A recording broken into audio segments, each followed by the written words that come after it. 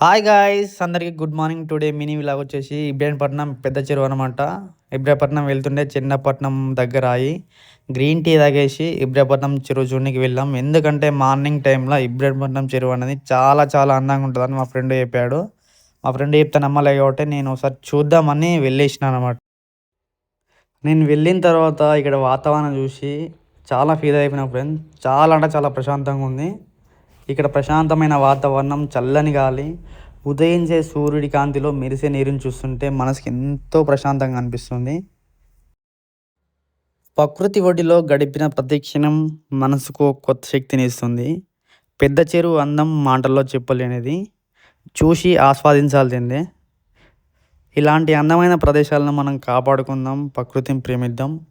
మీరు కానీ, మీ ఫ్రెండ్స్ కానీ, మీ ఫ్యామిలీ కానీ ఈ చుట్టుపక్కల ప్రాంతాల్లో ఎక్కడైనా ఉంటే మార్నింగ్ 5 to 6 మధ్యలో వచ్చే విధంగా చూసుకోండి. చాలా అంటే చాలా బాగుంది. ఏ మెంటల్ ప్రెషర్ కానీ, టెన్షన్స్ కానీ ఏమున్నా రిలాక్స్ ఫీల్ అవుతారు.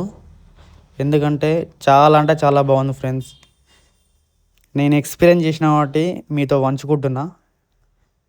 ఇలాంటి వీడియోస్ మీకు మరిన్ని కావాలంటే నా యూట్యూబ్ ఛానల్ని సబ్స్క్రైబ్ చేసుకోండి. Thank you for watching. Bye bye.